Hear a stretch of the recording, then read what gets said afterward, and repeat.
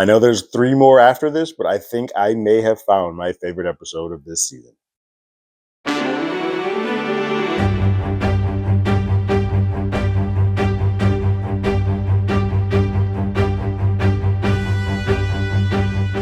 Hello, everyone. Terrence here with Hollywood Already Did It. If you haven't already, go ahead, like, share, subscribe to the channel, leave a comment, ring that bell below. Anytime we have something, you'll be among the first to know. The 7th episode of Poker Face Season 2 is here. It is called One Last Job, and I have to give a big kudos to the writers. Big round of applause. This is an amazingly done episode. This is fun, and reminds me of why I fell in love with watching this show. We start off with 2 friends who've been friends for some time now, Kendall Hines and Bill Jackson. They work at a what is called Super Save, but it's Best Buy. They work at a Best Buy. Kendall is an immensely talented writer. He has written script after script after script, but they live in butt f in the middle of the country. And so nowhere near California or New York to sort of take the time to actually position himself into getting these scripts published, pushed, written, filmed, all that good stuff. Bill, his friend, is his supervisor for this part-time job that he has at Super Save. And he has been reading these scripts and in love with them. And so Kendall has given him one last script that he had just done. The title of it is called One Last Job. He gives it to him, and Bill has read it and says, "Oh, this is your best work. Like you gotta leave and go to LA now and get to work. Like start doing this." And you can tell that they've had this conversation multiple times. This is one of those conversations where Kendall keeps second guessing himself and doubting himself. It's like, well, no, I'm not going to just move out there because you got to do this, you got to get an agent, you got to do this, you got to do. He's making so many excuses for himself to not go out there, but Bill is a big believer in him and in his dreams. Like, no, you need to just go for it. Like, get out of here and go. And so Bill fires him. Bill fires him, but it's not in a malice way to be like, hey, I'm firing you because you're doing bad at your job. I'm firing you because you will never, ever make that push and go pursue your dreams if you still have this dangle of like, I need to work to do this here. So I'm firing you. Go do your dreams. Kendall sort of sees through the BS and is like, look, you're doing this to try to push me to go do something. This is BS. Like, why are you firing me? I thought you were my friend. As he is heading out of the store, he catches a thief named Juice who is stealing TVs out of the store. He clocks it, but whatever. He's like, I don't work here anymore. And then he sort of aids him. He's like, hey, if you really want to get out of here, don't go to the front door. There's a back door that's sort of cracked open. Use that to sort of get out of here. Juice befriends him, and Kendall immediately tells him about the script that he just wrote called One Last Job, which sort of mirrors what has just occurred with him here, which is an old employee of an old job robs the place, and calamity ensues. That gets Juice to thinking, like, well, hold on. You do know this place. How much does Super Save typically have in the safe? To which then he's like, like 200,000, something around that amount. And Juice is like, well, then we should do that. He's like, wait, what? He's like, no, we should do what your script says. And you wrote the blueprint. You got the script there. Let's do that. It's at that point then Kendall mentions like, wait, you've never seen Heat? We got to go watch Heat. So he takes him to his house and they watch Heat. And then Juice doubles down, like, no, we need to make this a reality. We need to go ahead and do this. They then go to work and say what they need to do to make this heist happen. So we see the typical, what normally happens in those heist films where they show you what they're planning to do, the whole setup of like, we're going to do this, we got to do this, we got to make sure that this is set. You get that here in this episode. It's great. You can tell that whoever wrote this, I didn't look at the notes to see who directed it. You can tell that they have an affinity for crime films and heist films because it very much follows that blueprint. So then on the day of the heist, we get to the safe. Kendall gets to the safe, and Juice splits off following a sound that he hears further in the store. Once Kendall opens up the safe, he sees it like that looks like it's more than $200,000. But he's told Juice that it's only $200,000 in there. So he takes the extra money that would pass the $200,000, puts it in a bag, and then puts it in his locker. And then he comes back to sort of bag up the rest. he starts to leave, and when he's leaving, mind you, he's masked up. But when he leaves, Bill finds him because Bill has been sleeping here at the Super Save. Um, Kendall didn't know that, but we learned subsequently. But Bill's been sleeping there, and Bill's like, "Kendall, what are you doing?" And Kendall's like, "Well, crap, it's me." So he took his mask off, but before he could really say anything else, Juice comes behind him and shoots Bill and kills him, which just sets Kendall off because that's all. Even though he's mad that he fired him, he knew why he was doing it. And it's a lifelong friend, so that sort of gets Kendall like, What are you doing?" So at that point, the Juice says, "All right, look, clean up this mess, clean this up, and I'll go dispose of the body."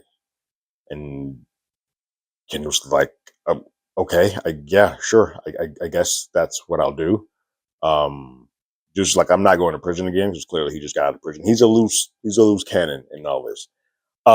Kendall goes to Bill's office to go grab the keys that Bill had to sort of make it look like, hey, he took off, and the script, because the script doesn't need to be there because it would be, if somebody was to read that script, they would lead towards Kendall more than they would to Bill. So he's trying to set it up so that it looks like it's all on Bill. And that's how they've sort of set up this big plan. On the flip of that, we look at the Charlie side of it, and Charlie's working as a delivery person for this food delivery service that Bill at Super Save keeps ordering from daily. He has sort of gotten a crush on Charlie, and he keeps ordering from that place every night. We see Geraldine from Thunderbolts in this episode. She plays the sort of deliverer taker. She's not Charlie's boss. She's a friend of Charlie's, but she's not her boss. But she is somebody who is helping her get these orders and sort of giving her advice about what to do in a relationship or try to get into a relationship. But in the back and forth with delivering all the time, Bill actually hits on Charlie and asks her out on a date. So that point, Charlie's like, "Well, crap, what do I do?" And she finds out subsequently that it's his birthday, and she's like, "Well, I'd like to get him something for his birthday. Doesn't have to be massive, but I want to give him something that doesn't feel like it's too much, but also not too small or too little. Something that's thoughtful." And so Charlie goes to the store right before we see Kendall's first shot in the big first at the top of the episode, before he's trying to sell off a TV. Charlie talks to him, and in that exchange, Kendall says, like, "Yeah, he's my best friend. I've known him for so long. We've written all these scripts, blah blah blah. What does Bill like?" And Kendall's like, "Well, he just got a new chopper, a motorcycle, and so you can get him something that kind of goes for that." And she's like, "Well, appreciate that." And then they split off. And so what she gives him, the one visit that for their date, she gives him a skull guardian bell, which goes on the chopper, and it's supposed to be warding off spirits. And he genuinely likes it and appreciates it. And because Charlie knows when somebody's bullshitting and not, she can tell that he genuinely liked it. She's like, "Oh, that's true," which you can tell that sort of made her feel better and made her fall deeper for Bill. So for dinner, he has the store set up with like a lovely dinner layout and stuff. He is prepped and made cooking. He's using the utensils and equipment that he has at the store for that. Per her instructions from her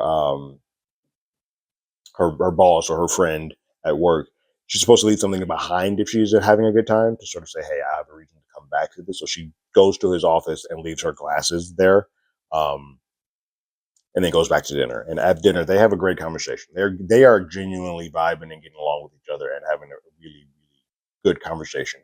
She learns of Kendall's scripts and how good of a friend that Bill is to Kendall and how much he appreciates those scripts and how long their relationship has been, and that he fired him. And Charlie's like, "Well, that's a weird thing." He's like, "No, did it as a way to sort of push him off to make sure that he actually attempts this instead of just wasting his life here. He doesn't need to be a part of this. He can go and do bigger and better things."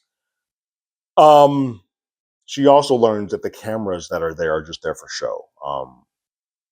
They automatically loop, and so that's what they are. They're on an automatic loop. They don't have to have anything put in front of them to make it seem like they loop. They just do them automatically. But he does have a sort of a button that if anything were to go wrong, because even with him being here, he can just push a button, and the police sort of swarm in on the place. He's been staying there for about 3 months, I think he said, since his separation from his previous relationship. He just got out of a bad breakup, and this is sort of where he's at till he gets back out. They begin to make out and get ready to make love, but then Charlie gets thrown off by a black this Santa that's this African American Santa that's off in the back distance, just oddly staring at them. And he's like, fair enough. So he picks him up and takes him to this Best Buy has a bed department, takes him to that department, and then they make love. Charlie starts talking like, I think I'm ready to settle down. And Bill says she should do that with him. And so they're genuinely having a good time with each other. But the store is about to open, and they're prepping around the Black Friday time, so he needs to have extra hours to sort of get everything together. But he does say he would like to see her again, and that and she's like, well, you know where to reach me to make that call. Charlie is waiting for this call and doesn't get it. And so after a bit of an extended time, a call does come from the store, but it's not from Bill. Bill, as we've seen from what happened that night, is gone, but it's from the police officers that are investigating the crime that has occurred at the store. They're not investigating a murder at this point. They are investigating a robbery, as the money's been stolen, and all signs point to Bill. Which Charlie's like, that's not Bill's character. He would not have done that. Something doesn't add up here. And that he liked it here. He genuinely liked being at the store. He liked helping the community. Like this is where he wanted to be. She's not even really putting it on herself. It's like, no, we were forming something.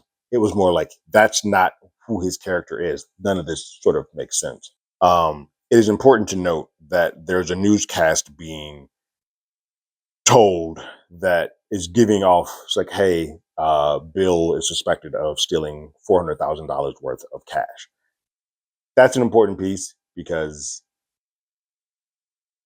we learn that Juice sees that a little bit later, but I didn't clock that, honestly, when it first came in. I heard it in the background, I heard it happen, but I didn't not clock it immediately that was going to sort of come back to bite Kendall. Kendall and Juice reconnect, and Kendall asks, like, just what did you do with the body? To which Juice says, I swapped it for the Santa. And so the Santa mannequin is Bill's body. And Kendall's like, wait, you did what? And Juice is like, well, it doesn't matter. It's not like we're going back to the store at any point in time. We don't have to go back there. And by the time that they find it, will be long gone. Which is not the case for Kendall, because he has to go back to the store, to his locker, to get back all the extra money that he put to the side for himself. So Bill goes to the store, and he runs into Charlie, who sort of made her way into the store. It's at that point that Charlie tells Kendall that Bill loved him, and he was going through give him a bit of tough love. Like, he thought the world of you. He thought you could do everything that you thought you could. He felt like you were the best of the two of them, that you could go out and do the script, but he was giving you a bit of tough love. She then was like, well, why are you here? Because you got fired. So what are you doing here? And that's when he says, I left something in my locker, which doesn't ring off to her. That's a lie, because it is, in fact, the truth. And so she's like, okay, cool. He goes off to the locker, and then Charlie goes and turns around and sees the Santa mannequin. She's like, well, he looks weird. And she said he sort of sloped over and then clocked that the actual mannequin is off to the side. So she gets closer to kind of get an investigation, and then starts screaming and yelling and saying, oh yeah, that's Bill's body. But the police pull Charlie to the side and sort of wants to ask her some more questions, because they still, even though Bill is dead, they still are under the belief that Bill had something to do with the robbery. They are now saying that Bill and his accomplice robbed the place, and then his accomplice murdered Bill and left him there to die. And Charlie's like, what you're saying doesn't make any sense. She speaks of the camera and how it was looped. And she's like, that doesn't make any sense, because the cameras were on an automatic loop. Like, you didn't need to put a photo in front of the camera. Like, none of this is tracking. So they're like digging in more, and they sort of eventually let her go. We then pick up back with Juice and Kendall, and Juice is watching the news, and he clocks it like, hey, you know what's interesting? Sit down, watch the news with me. Sit down and watch this. And she plays the piece where it's 400,000. And he just repeats it over and over again. It's like, you lied to me. You didn't tell me that there was more than $200,000 in there. Where's the rest of the money? Kendall comes clean immediately. He's like, it's at my locker back at the store. And it's at that point that Juice attempts to kill, like, tries to shoot uh, Kendall, and it doesn't work. Like a comedy of errors sort of happens. And there's a katana that's on. Of course, he has a katana. Super nerd, crime film buff. Kill Bill is one of his favorite films too. He has it there. He takes the katana and kind of just like makes a mistake and shish kebabs Juice right through the stomach. Actually, more of the chest area. And then he makes a beeline to get back to the store. It's nighttime now. Charlie got inside of one of the tents that's at the store to stay overnight. So she stayed overnight and uses the code on his door of the Mission Impossible films in what he would feel is the correct order to unlock Kendall's code. She brings that up only because earlier in the episode when they met, when she was asking about what Bill would like, he brings up like, what's your favorite Mission Impossible film? So she knows sort of his order and what the Mission Impossible ranking goes. And even then, she's like, this isn't the correct order, but I sort of see where he's going with this. She opens it, and then Kendall shows up, and he immediately is like, I this has gone too far. I didn't kill Bill, which Charlie immediately clocks like, that's the truth. You did not kill Bill. But he's like, but I do plan to kill you, Charlie, which she's like, that's also the truth. But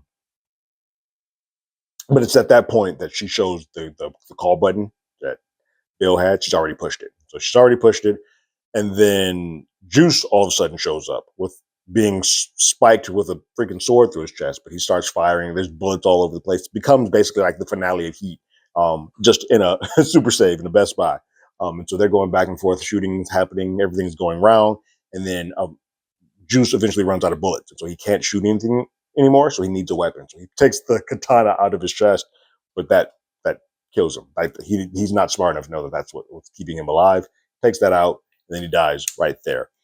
Bill then tries to make a beeline out the front door, but at that point, the police have already arrived, and the crime is over. He's being put under arrest, and that's the end of the episode. It's a really well done. This episode is, I won't say breaking the fourth wall, but it's an analogy to crime films. And so it plays a lot like a crime movie, with like seeing the heist, seeing the friends turn on each other, like whatever was in the script also happened in real life. So it's a wild parallel, breaking the fourth wall ish type of thing, where it's a story within a story, Inception style. Then you get some great puns of like, oh, we got to kill Bill. His name's Bill. It's all there. It's funny. It made me laugh. It's a well written script, well acted. And it was good to also see Charlie sort of, even though it was short lived, see her get to have a love life and be happy for once. Yeah, this is by far my favorite episode of the season so far.